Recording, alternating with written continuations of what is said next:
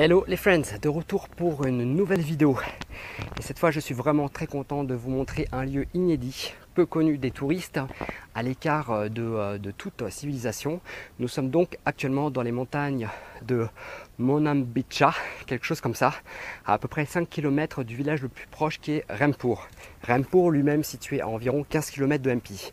Alors sur ce lieu vivaient il y a à peu près 1700 ans des petits êtres, un petit peuple AMP, donc des petits hommes qui faisaient 50 cm de hauteur. Vous m'avez bien entendu, nous parlons donc de 50 cm de hauteur. Voilà, ça doit être légèrement plus petit qu'un nain et à peu près dans la même taille qu'un lilliputien, peut-être plus petit, je ne sais pas exactement, mais c'est pour vous donner une idée.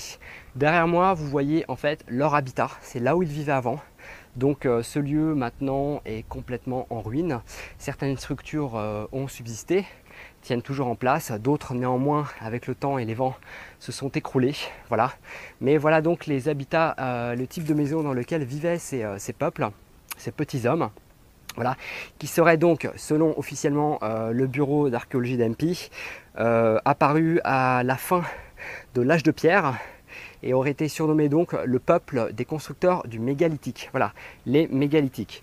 Donc d'après l'histoire, ce peuple aurait été le précurseur dans l'âge de fer et aurait donc apporté ses connaissances dans le fer au peuple de MP. Voilà, aux hommes de MP devrais-je dire.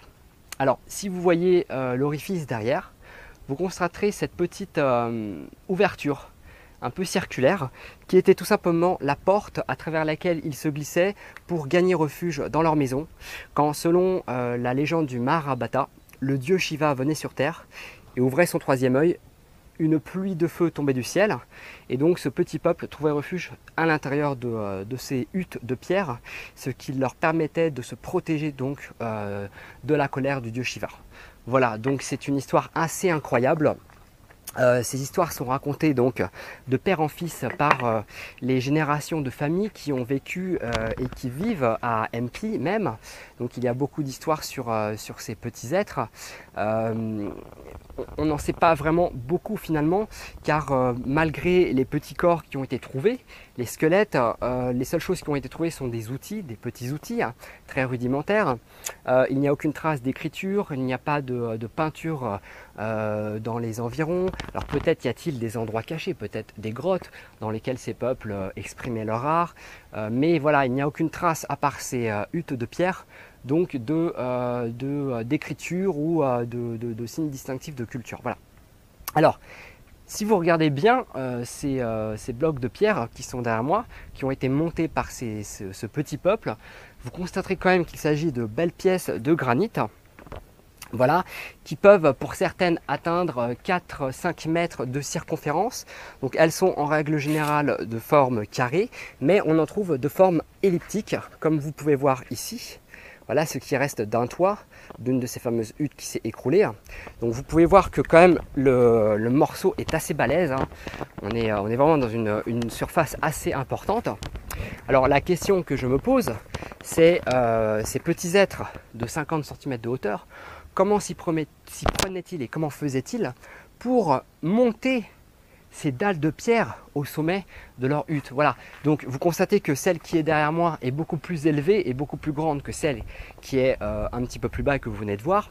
Donc peut-être que ces huttes un peu plus grandes étaient des lieux de rassemblement où la collectivité de ces petits peuples se rassemblait, donc des lieux on va dire de partage, des lieux de rencontre. Et donc on voit la différence avec après ces petites huttes qui probablement étaient leur habitat. Voilà.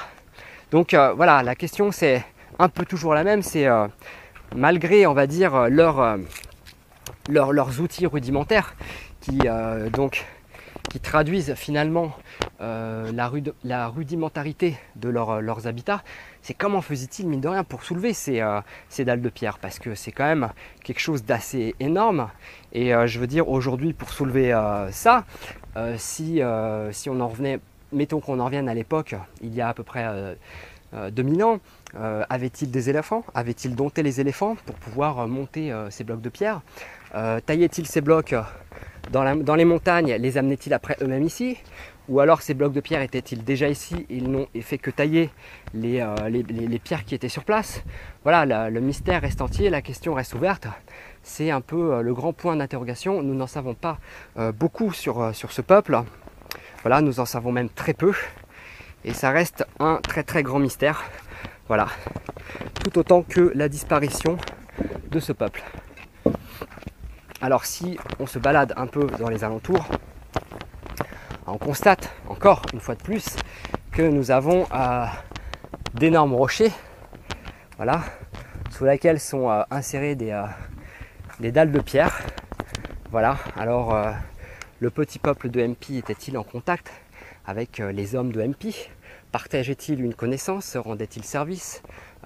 Troquait-il? Faisait-il y avait-il des marchés entre eux? Voilà, on est en droit de se demander, c'est la grande question. On n'en sait pas grand-chose. D'où venaient-ils? Ils ne sont pas apparus comme ça. Donc forcément, ça devait être les descendants eux-mêmes d'une ancienne tribu de la préhistoire. Donc, quelle était cette tribu? A-t-on des traces d'autres tribus dans la préhistoire ou de versions nous parlant donc de petits êtres? Je n'ai jamais entendu parler de petits êtres dans la préhistoire de 50 cm de hauteur.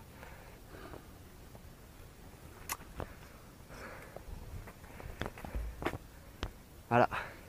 D'où venaient-ils? Qui étaient-ils? Où sont-ils allés? Ont-ils tous disparu? Peut-être vivent-ils quelque part maintenant ailleurs, cachés aux yeux de la civilisation. Peut-être ne se sont-ils pas tous éteints. Voilà.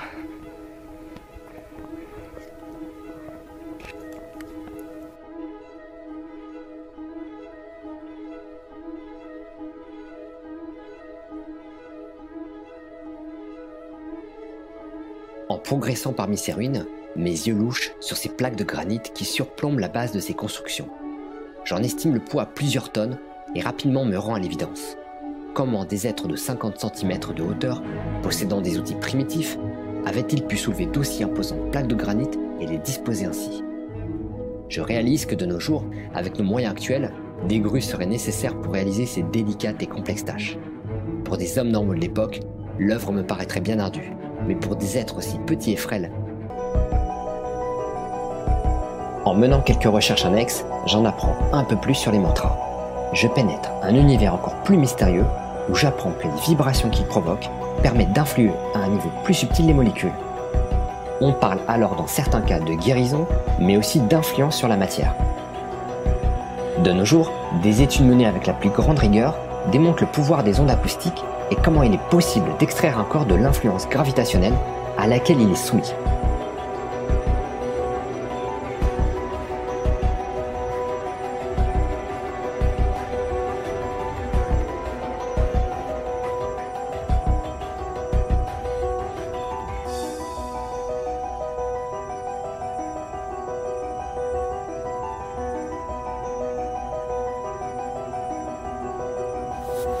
Les travaux de chercheurs de Novosibirsk en Russie ont mis en lumière les résultats impressionnants et très encourageants des ondes acoustiques. Est-il alors concevable que le petit peuple de MP ait pu se servir des facultés liées aux ondes acoustiques pour soulever les toits de leur habitat? Le mystère demeure entier.